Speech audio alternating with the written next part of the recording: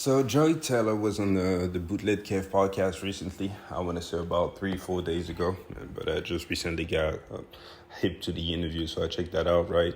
And she opened up about Skip Bayless. So before we get into what she had to say, I'm just going to give a little bit of context on who Joy Taylor actually is for those of you that don't know.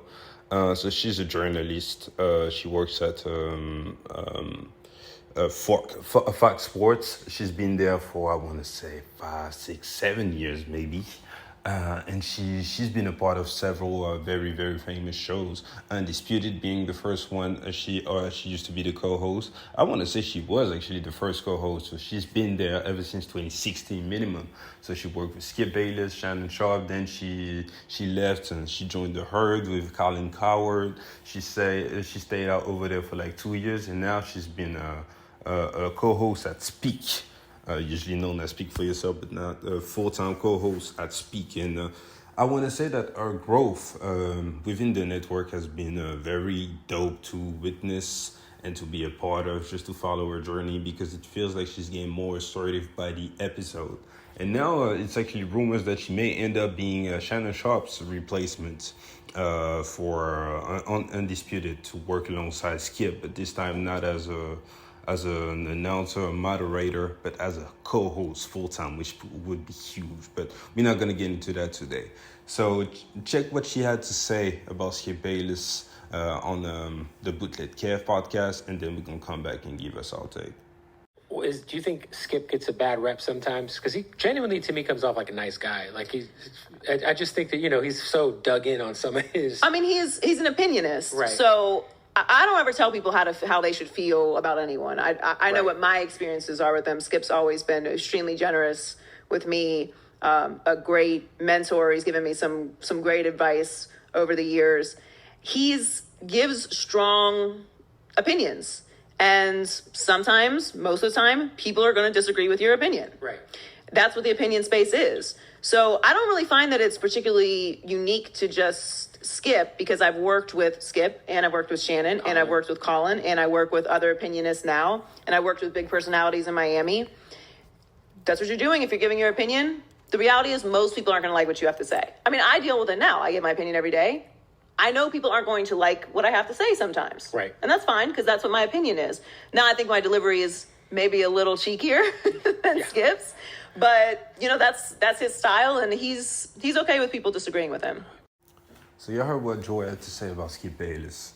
And so what's important to see here is that there are actually two Skip Bayless. The Skip Bayless on camera that we get to see on a daily basis, and the Skip Bayless behind the cameras, which none of us know. Although it feels like it, because we've been watching the man since the mid-2000s on a daily basis. It feels like we know him, but we don't know him. And as far as Skip Bayless behind the camera, all we know is the reports that we keep hearing about him, which are nothing but positive. All of his colleagues, all of the guys who've been around him say the same stuff, that Skip is a genuine and real dude that will do something for you, that will help you put you in position to win and everything. So we can't take that away from the guy.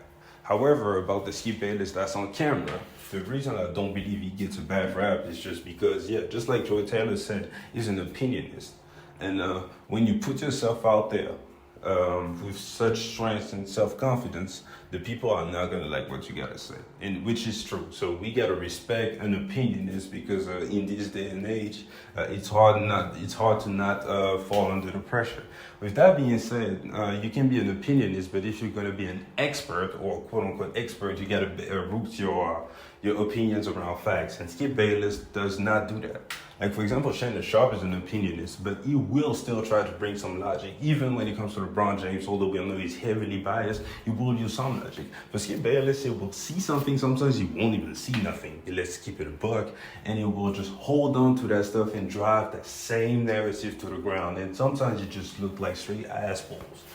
And the fact that what's really annoying for me about Skip Bayless' take is that, for example, he will see something in 2011, and then we are all the way in 2023, the player will completely change his narrative, his game, and Skip will still bring the same stuff up like it's still the same truth.